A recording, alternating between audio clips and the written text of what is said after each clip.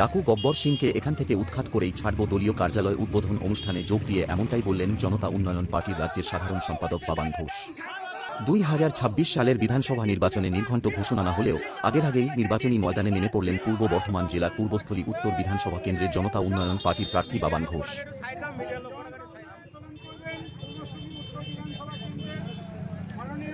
সোমবার বিকেলে পূর্বস্থলী এলাকায় দলীয় নতুন কার্যালয় উদ্বোধনের মধ্য দিয়ে আনুষ্ঠানিকভাবে নির্বাচনী কার্যকলাপ শুরু করেন।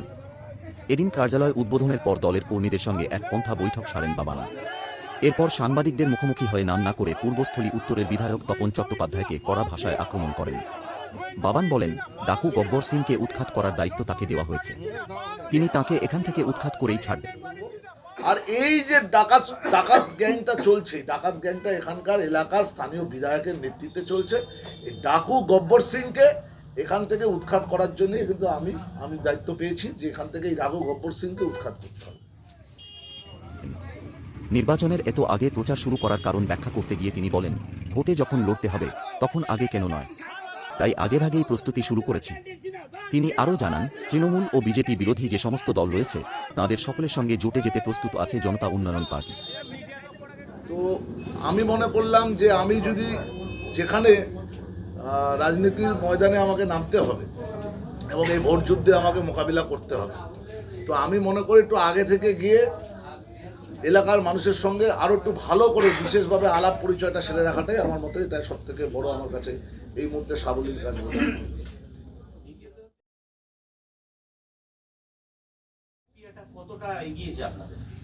দেখুন, এই জোট প্রক্রিয়ার ব্যাপারটা পুরোটাই তো আমাদের চেয়ারম্যান সাহেব দেখছেন, নিজের হাতে করে দেখছেন।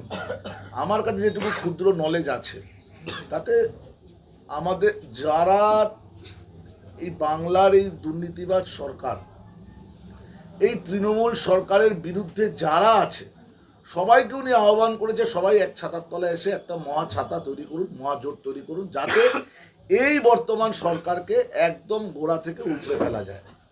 এবং আমি মনে করি এবং আমি যেটুকু বুঝি বা যেটুকু আমার জানা আছে তাতে সবাই এখনো পর্যন্ত জোটের ক্ষেত্রেই পজিটিভ দিকে, সবাই এখনো পজিটিভ মুখী হয়ে আছে। কারোর মন থেকে কারোর মুখে নেতিবাচক কথা আমরা শুনতে পাইনি। আর বিভিন্ন মিডিয়া সংবাদ মাধ্যমে কিছু মাঝে মাঝে ইউটিউব পোর্টাল মিডিয়ায় এগুলো একটু খবরাখবর আসছে, দেখা যাচ্ছে, আমরাও দেখছি। কিন্তু ভিতরে আভ্যন্তরীণভাবে এটুকু বলতে পারি, আমি বেশি কিছু বলবো না আজকে, যে এরকম কোনো ব্যাপার নেই যাতে আমাদের এই মহাজোটে কোনো রকম কোনো ব্যাঘাত বা কোনো আমাদের মধ্যে কোনো ভুল বোঝাবুঝি নেই। এবং আশা করব একটা বিরাট সফল মহাজোট তৈরি হতে চলেছে এবং হবে। এবং এই জোট মহাজোট কিন্তু 2026-এর নির্বাচনে এক নির্ণায়ক ভূমিকা।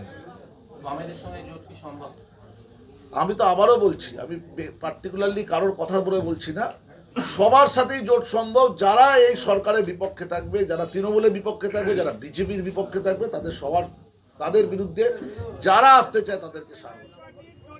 পাশাপাশি এলাকার বালি, মাটি ও জমি মাফিয়াদের বিরুদ্ধেও সরব হন বাবান ঘোষ।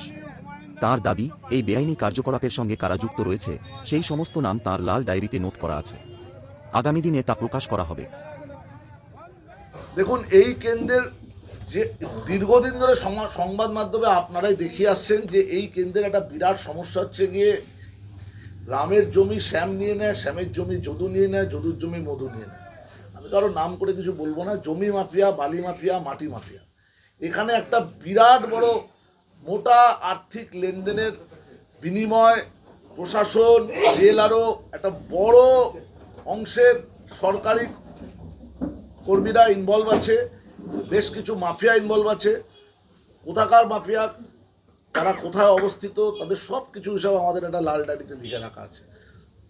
ক্রমশ প্রকাশ্য আস্তে আস্তে আমরা এগুলো প্রকাশ করব এবং জনতার দরবারে যখন রোজ যাব তখন এগুলো বক্তব্যের মাঝখান দিয়ে, আপনাদের মাধ্যম দিয়ে আমরা এগুলো মানুষের কাছে তুলে ধরব। তিনি অভিযোগের সুরে বলেন, এই সমস্ত বেআইনি কার্যকলাপ এলাকার বর্তমান বিধায়কের মধ্যে চলছে। শ্রমিকদের কাছ থেকে চাঁদা তোলা বিষয়ে জনতা উন্নয়ন পার্টির স্ট্যান্ড তুলে ধরে বলেন, নো চাঁদাগিরি, নো দাদাগিরি। আরেকটা জিনিস, নো চাঁদাগিরি, নো দাদাগিরি। শ্রমিক সংগঠনের নামে বিপুল অর্থের একটা চাঁদার প্রকোপ চলে।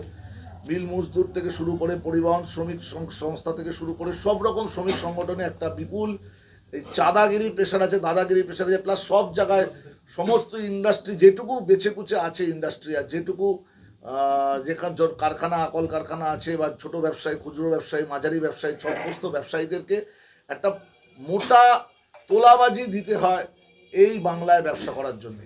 এইটাকে নির্মূল করার উদ্দেশ্যে নো চাঁদাগিরি নো দাদাগিরি স্লোগান আমাদের দেওয়া আছে। এটাও আমরা লাগু করব আমরা যদি সরকার করতে পারি। তার এই মন্তব্য ঘিরে পূর্বস্থলী বিধানসভা এলাকায় রাজনৈতিক উত্তাপ যে বাড়তে চলছে তা বলাই বাহুল্য। ব্যুরো রিপোর্ট, কলমের দুনিয়া।